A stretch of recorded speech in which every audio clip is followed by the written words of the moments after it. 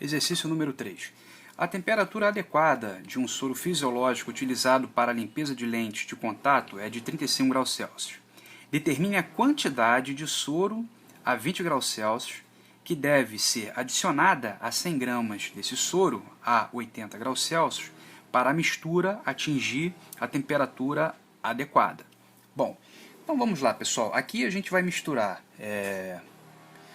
duas substâncias, né, dois compostos, né, de mesma natureza, né, a mesma coisa.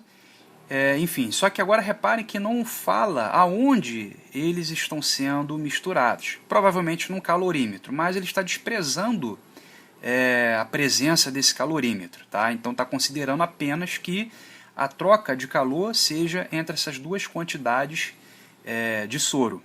Tá? E aí a temperatura final, que é a temperatura de equilíbrio térmico, é de 35 graus Celsius, né? Pela descrição aí do enunciado, né? Ele quer que a mistura, ou seja, chegue numa temperatura de 35 graus Celsius, que é a temperatura na qual que esse soro é utilizado para limpar as lentes. Sendo que você tinha um soro a 20 graus Celsius e um outro a 80 graus Celsius. Então você vai misturá-los de modo que a temperatura final deles seja de 35 graus Celsius. Então, vamos lá. Então, pessoal, lembre-se, primeira coisa é montar a tabela. Então, como são dois corpos, é tranquilo. Então, a gente monta a tabela de acordo com a equação geral da calorimetria, que é massa, calor específico, temperatura final e temperatura inicial. Certo? Então, vamos aqui. Então, pegando as informações, ó. A temperatura adequada para a limpeza de lentes de contato de 35 graus Celsius. Beleza. Determine a quantidade de soro a 20 graus Celsius, que deve ser adicionada a 100 gramas desse soro a 80 para a mistura atingir a temperatura adequada. Então, olha só, vou chamar de soro número 1 aquele soro que você já tinha lá em algum recipiente, que nesse caso é esse soro aqui de 100 gramas. Né? E ele tinha 80 graus Celsius de temperatura. Então a gente coloca aqui, ó, a temperatura inicial dele, 80. Tá? E aí ele pede o quê? Determine a quantidade de soro, que é a outra porção que você vai colocar, que tinha a temperatura inicial de 20 graus Celsius. Tá? Ou seja, então a gente coloca aqui a massa, interrogação, tá? Que a gente vai misturar para que essa mistura que eles vão formar atinja a temperatura final, que é de equilíbrio térmico de 35 graus Celsius. Aí você se pergunta, ué, cadê o calor específico do soro? Bom, pessoal, como é o mesmo elemento, vocês vão ver que seria desnecessário fornecer tal valor. Então, por isso que eu repeti aqui, ó, o C, aonde a gente preencheria o valor numérico do calor específico. Vocês vão ver que é irrelevante para esse tipo de problema aqui. Tá?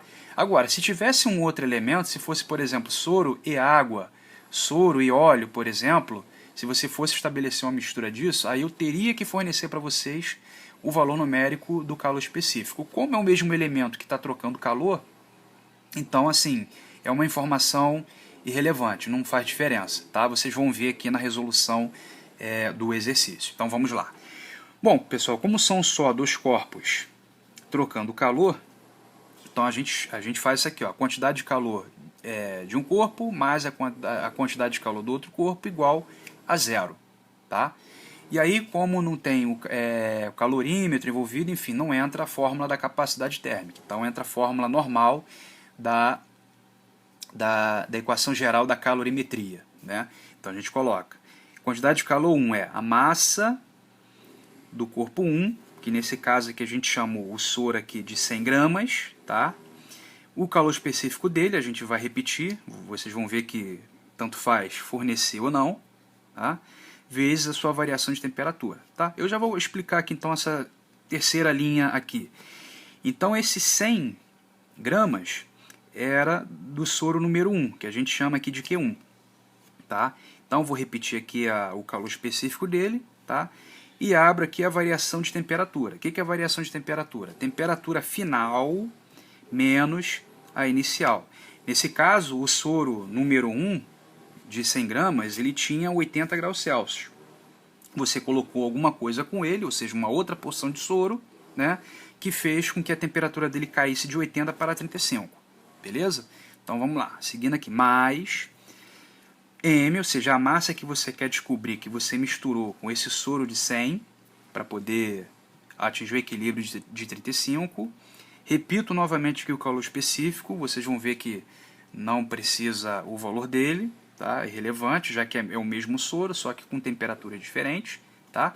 E aqui eu abro a variação de temperatura. Então aqui, ó, novamente, você adicionou um soro a 20 graus Celsius, que é a temperatura inicial, ele se misturou com esse soro aqui de 80 graus Celsius e atingiu o equilíbrio térmico junto com esse em 35, tá?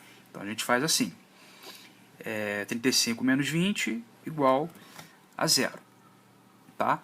Então eu resolvi fazer primeiro, pessoal, as contas do parênteses para ficar tranquilo de vocês acompanharem. Então peguei aqui, ó, 35 menos 80, menos 45. 35 menos 20, 15, tá?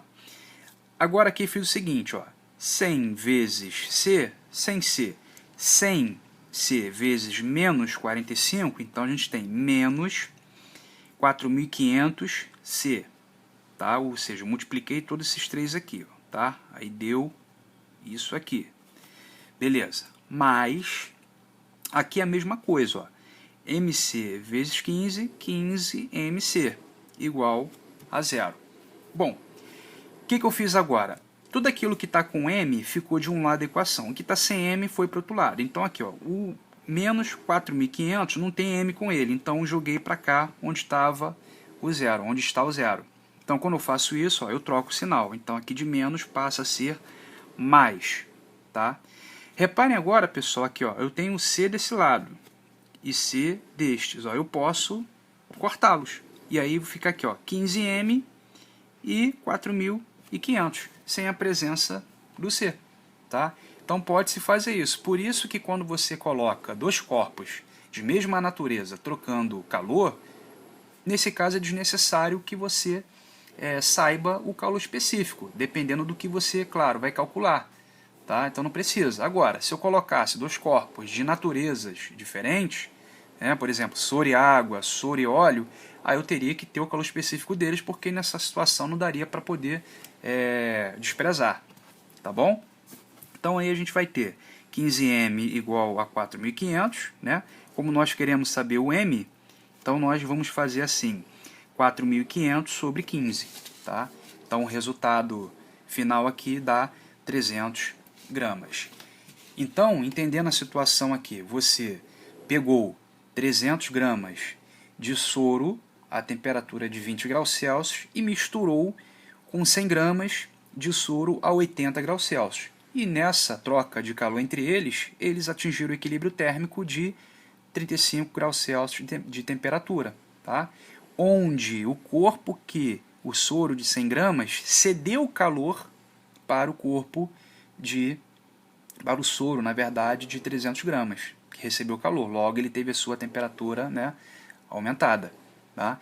Então, pessoal, o que aconteceu aqui, para ficar fácil de vocês entenderem, a quantidade de calor cedida por um foi igual à quantidade de calor recebida por outro. E se você somar essas porções, sempre vai zerar. Tá? Ou seja, a quantidade que um perde tem que ser igual a que o outro ganha. Né? Como um é negativo e o outro positivo, e possuem mesmo valor, tá? Isso acontece, faz com que a conta zere. Tá, pessoal? E aí, assim, algumas considerações para a gente finalizar.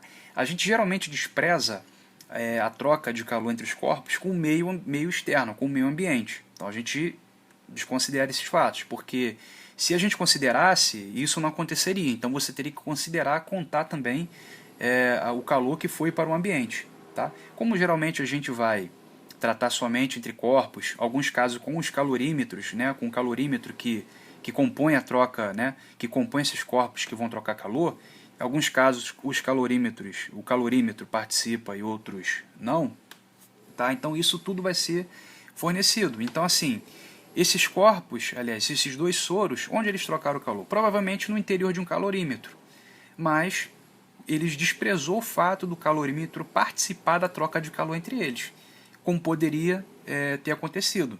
Se o calorímetro participasse, eu teria que fornecer os dados do calorímetro, como por exemplo a capacidade térmica.